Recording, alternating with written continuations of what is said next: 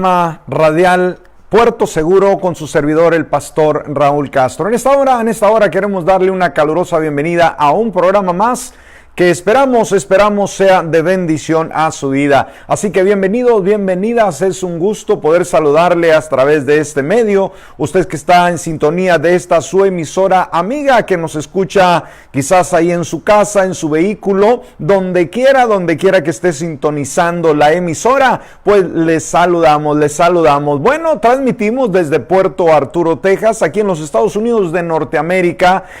Transmitimos a través de Radio Vida, la 1150 AM, y Radio Vida, la 95.5 FM. Transmitimos en la red a través del www.radiovida1150.com al mundo entero, y también a través de esta vasta cadena de emisoras que transmiten nuestra programación en los diferentes lugares. Así que le saludamos, le bendecimos. Si usted nos escucha en la República Mexicana, hasta ahí nuestro saludo afectuoso. Si nos escucha aquí en los Estados Unidos de Norteamérica, de la misma manera, gracias mil.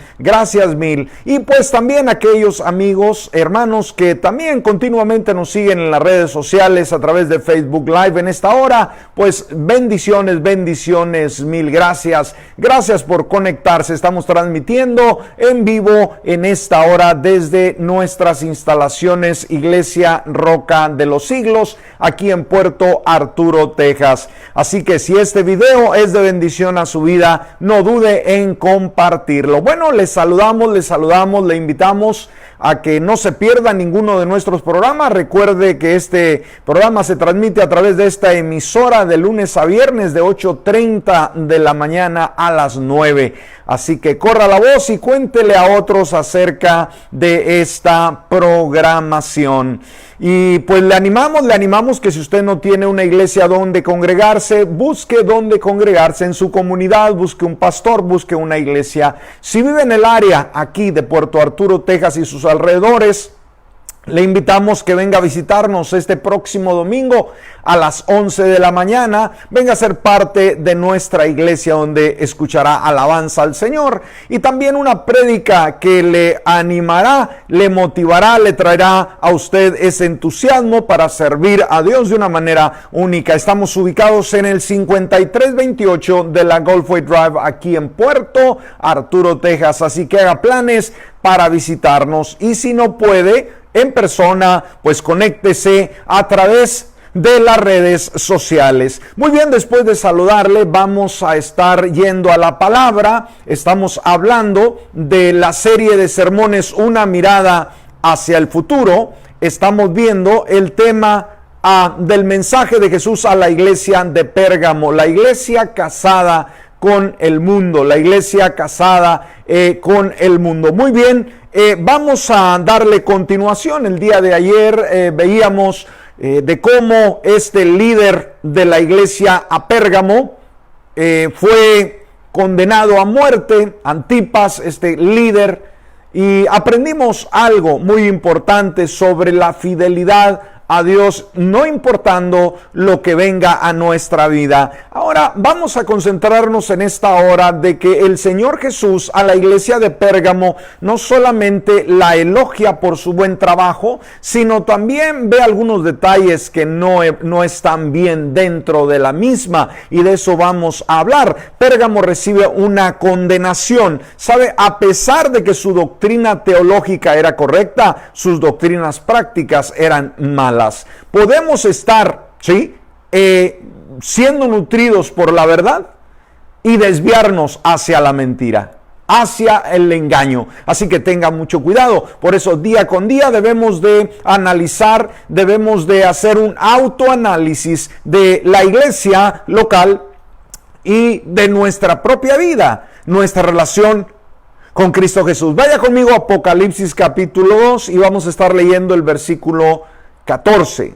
Dice la palabra: pero tengo unas pocas cosas contra ti, que tienes ahí a los que retienen la doctrina de Balaam, que enseñaba a Balac a poner tropiezo ante los hijos de Israel, a comer de las cosas sacrificadas a los ídolos y a cometer fornicación. Bueno, aquí podemos ver la palabra de condenación que le envía el Señor Jesús a la iglesia de Pérgamo. Dijimos, tenían buena escritura, tenían buena doctrina, buena formación teológica, pero en la práctica se desviaron. Mucho cuidado con ello. Dice, tengo unas pocas cosas contra ti, que ahí están aquellos que retienen, o sea, que están promoviendo la doctrina de Balaam.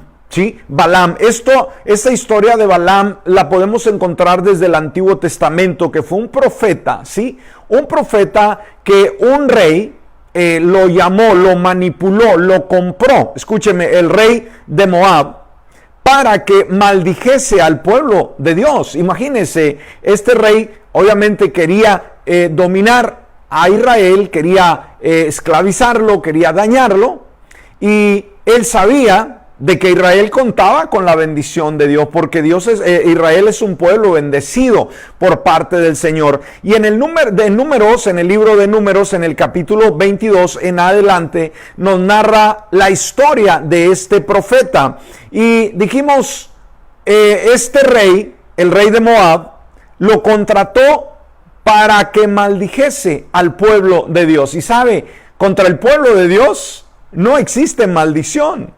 No existe agorero, no existe hechizo. ¿Por qué? Porque está cubierto con la sangre del Señor, cubierto con el poder de Dios. Entonces, mientras trataba de maldecirlo, le salía bendición. Mientras continuamente trataba de dar una palabra que lo desarmara de alguna manera, pues más lo bendecía. Entonces, desesperado el rey, al ver que lo único que fluía de este profeta era bendición, simplemente él, desesperado, sugiere algo que dijo, bueno, no lo puedes maldecir, bueno, orienta al pueblo, ¿sí? Aconséjalo para que se unan, fíjese, en matrimonio, ya sea los hijos de Israel con las mujeres de Moab. Entonces, esto obviamente iba a dar como surgimiento matrimonios mixtos. Ahora, si vamos a la palabra, nos damos cuenta que el Señor, el Dios Todopoderoso, le prohibía a Israel que se casara con otras personas de otras naciones. Ahora, no que Dios sea egoísta, no que Dios no ame la variedad, porque Él la creó. El problema era que Israel tenía que ser el mensaje, o el mensajero, mejor dicho, a las naciones del amor y la gracia de Dios. Israel solamente adora a un solo Dios, al Dios verdadero. Las demás naciones eran naciones paganas. Eran naciones que adoraban infinidad de ídolos, de dioses, ¿no? Con D minúscula. Y obviamente el Señor por algo les decía que no se unieran con ese tipo de personas de otras naciones. ¿Por qué? Porque terminarían, también el pueblo de Dios terminaría adorando a esos ídolos abominables que Él aborrece, los ha aborrecido siempre. Entonces Dios no se equivoca, ¿no? Muchas veces, por ejemplo, la jovencita cristiana quiere casarse y de repente encuentra a un jovencito que no es cristiano, que no ama a Dios en lo absoluto, y empiezan a salir y empiezan a platicar y luego quieren casarse, ¿no? Y llega quizás la hija con papá, con mamá que son cristianos y le pregunta, mira papá, mira mamá, me quiero casar con este jovencito.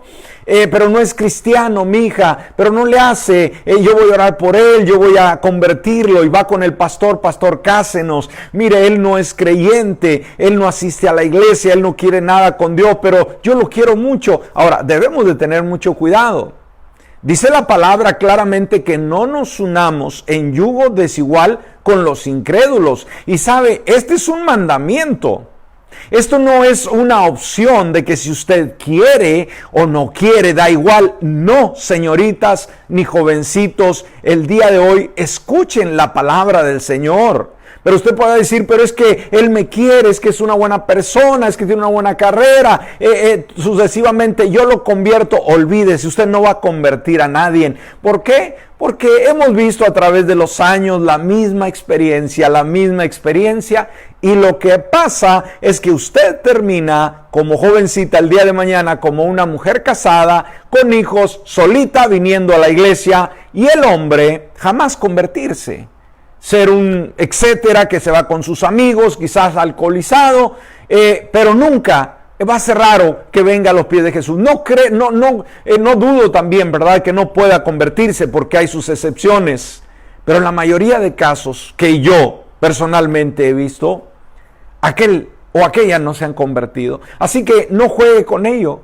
Por eso, si el Señor nos dice, no se unan en yugo desigual, o sea, en amistad que no es igual con los incrédulos, con el mundo, no lo haga. Es un mandamiento bíblico.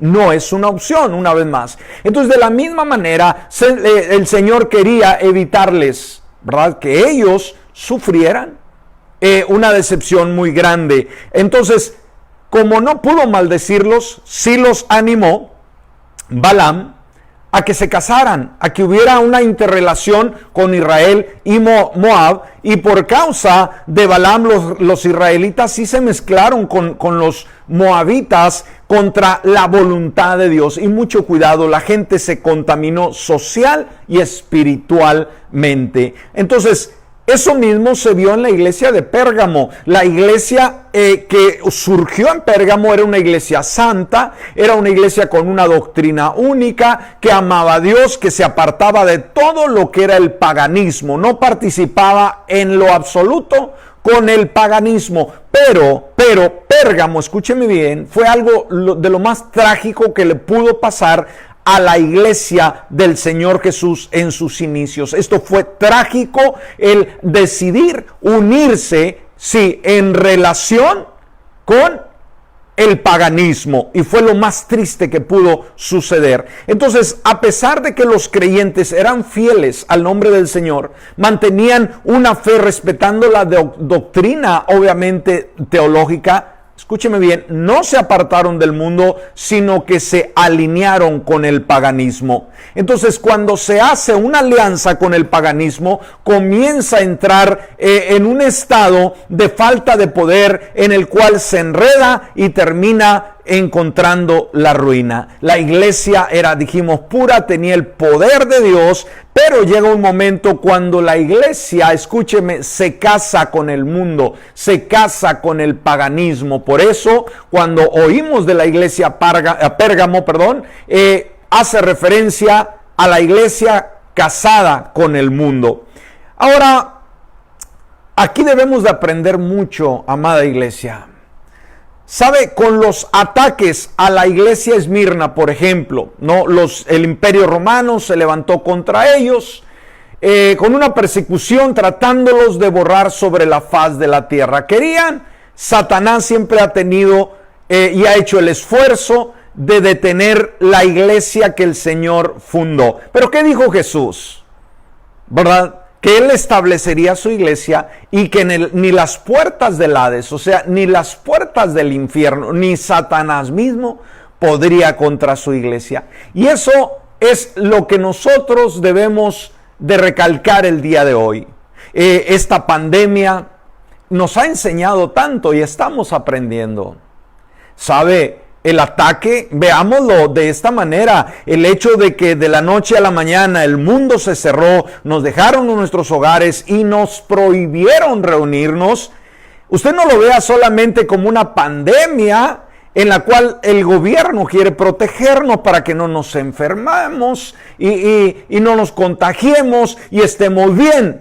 Bueno, eso es lo que aparentemente vemos en lo superficial, pero detrás de ello no ignoremos que está Satanás tratando una vez más de detener su iglesia, y ha estado de una manera única tratando de fracturarla. Hoy en día la iglesia está batallando, no nos podemos reunir, tenemos programas como debemos o como lo hacíamos comúnmente, con mucha restricción, con mucha limitación. una incomodidad impresionante. Ahora, creyentes, despierten, por favor. Estos son ataques directos a la iglesia para quitarle el fervor. Y lo hemos dicho, varios han sucumbido. Mucha gente ya no va a regresar a la iglesia, mucha gente no quiere venir a la iglesia y obviamente en su casa no está ayunando, no está orando, no está conectado con Dios, sino que poco a poco va a irse enfriando porque necesitamos el reunirnos, necesitamos la conexión para poder mantener ese fuego. ¿Por qué? Porque es la iglesia de Jesús. Y dijimos, al estar lejos, el enemigo va a tomar partida. Entonces veamos. Cuando el Imperio Romano se levanta para detener la iglesia del Señor, aprendió algo y dijo, pues mientras más trato de detener a los cristianos y los llevo a los circos romanos y los meto a las prisiones y los asesino de una manera cruel, más crecen. Escúcheme bien. ¿Sabe? La iglesia nunca fue mejor. Escúcheme. Que cuando era perseguida. Escúcheme muy bien. Ahora, el enemigo pensó y dijo, bueno, esto no está funcionando. Ideó, planeó otra forma de detenerla y ahí usó el paganismo para detener su marcha. ¿Sabe? Los emperadores crueles, ¿no? Como Diocleciano, habían terminado estos hombres tan crueles y vino un emperador nuevo que cambió el clima de crueldad contra los creyentes, ¿sí? De repente surge un nuevo emperador en Roma que dijo, no más circo romano, no más persecución a los creyentes, porque para ese tiempo el Imperio Romano estaba en decadencia. El reino se estremecía y le quedaba poco tiempo. En vista de esto se dio cuenta que el evangelio, la iglesia del Señor, crecía de una forma impresionante. Y esto, una vez más, debemos leer la historia de la iglesia para que esto produzca ese ánimo, ese entusiasmo el día de hoy que tanto necesitamos para que no perdamos el rumbo. Dijimos, a pesar de que la persecución era tan severa, se llenó el Imperio Romano de creyentes y a Dios la gloria. Entonces vemos, ahora surge Constantino. Ahora este Constantino se considera el primer emperador pro-cristiano de Roma, ¿sí? Pro-cristiano de Roma. O sea, como que dijo, bueno, vamos a hacer un cambio. Y en el año 313 se promulgó en Milán el edicto por medio del cual se concedía, escúcheme, la libertad de profesión al cristianismo. Su supuesta conversión cambió el rumbo de la historia. En este año, el 313, se hace esta reunión y se promulga un edicto, el edicto de Milán, en el cual ahora a la iglesia se le daba la libertad. Ahora la iglesia podía ejercer su credo de la mejor manera sin ser molestados. Ahora se dice que este Constantino se convierte al cristianismo, mas sin embargo la evidencia nos muestra lo contrario. Él simpatizó con los cristianos, pero nunca dejó el paganismo, y él abrazó una religión que había sido perseguida y la transformó en el fundamento de la cristiandad, la cual se convirtió en la fuerza social y política, escúcheme, más poderosa de la historia. Él se acercó a los cristianos y dijo, vamos a sacar algo de los cristianos, pero nunca dejó lo pagano e hizo una mezcla entre el cristianismo y el paganismo. Entonces se convirtió en una poderosa institución política, escúcheme, y religiosa, que le dio la espalda a Jesús y le abrió los brazos al mundo. Este hombre, dije, aunque muchos dicen, no, Constantino fue un cristiano, nunca lo fue. Él fue el que casó la iglesia cristiana, la iglesia primitiva, la iglesia pura, la iglesia de Jesús, la casó con el mundo e hizo una religión. Ahí es donde nace, obviamente, la religión popular, la iglesia católica, sí. Y aunque el día de hoy es muy incómodo, ¿sí? Y muchas veces se piensa, o el catolicismo dice, que su origen estuvo en la muerte, resurrección de nuestro Señor Jesucristo. Pues nos damos cuenta que no, que este Constantino fue el que casa, una vez más, la iglesia con el Estado, y ahí surge una iglesia política y religiosa que ha tenido una influencia, dijimos, dentro de ese ámbito, pero que no es la iglesia original, ¿no? Ahora, la iglesia del Señor Jesús, ¿qué es lo que hizo? Se apartó y siguió su camino, el camino del Señor, pero de ahí empieza una nueva influencia que ha traído, dijimos, mucha confusión y ha traído mucho dolor a nuestros países. Entonces, este Constantino se dice que tuvo una visión en el cual vio una gran cruz y las palabras: con este signo vencerás. Entonces, esas ideas de esa visión, de ese sueño, lo llevaron a colocar cruces en los estandartes, en los soldados, en los escudos de los soldados. Y como ganó la batalla, se la atribuye al Señor Jesús. Entonces, esto dio origen al estandarte que está suspendido en una cruz y que lleva la X como monograma de Cristo. Después de esta visión, ¿qué es lo que hace Constantino? Hizo llamar a varios maestros cristianos, a quienes preguntó acerca de sus creencias y el significado del símbolo que le había aparecido. Entonces, la alianza entre Constantino y los líderes cristianos produjo una religión de dogmas en parte cristianos y en parte paganos. Ahora, en el Museo Británico de Londres, por ejemplo, se ve una moneda de los tiempos de Constantino. Por un lado de la moneda, ¿sí?, se ven emblemas cristianos. Cuando usted voltea la moneda, simplemente imágenes de dioses paganos. Eso fue lo que fue Constantino, y eso es lo que él hizo de la iglesia primitiva, de la iglesia pura. La casó con el mundo y surgió una nueva religión donde fue muy relacionada, dijimos, al paganismo. Y no podía ser de otra manera, pues el emperador no buscaba la verdad, sino una pluralidad religiosa. Entonces, lejos de ser el protector de los cristianos, porque él detuvo la persecución, Constantino fue el destructor del cristianismo. Entonces, una avalancha de paganos entró a la iglesia y él cristianizó al Imperio Romano. O sea, todos los políticos, los empresarios, todo el mundo se hace cristiano. Aparentemente, el problema es que no dejaron sus ídolos. El problema es que no dejaron de adorar a sus dioses, ¿no? Pero ¿sabe qué? Los adoptaron, los acoplaron a la nueva religión. Entonces, durante los tres siglos siguientes después de esto, se adoptaron muchas prácticas anticristianas de origen pagano que le robaron a la iglesia su fuego y su fervor evangelizador. Con el tiempo se introdujo a la iglesia, por ejemplo, el rosario, que es de origen pagano. Se concibió el celibato a los sacerdotes, ¿sí?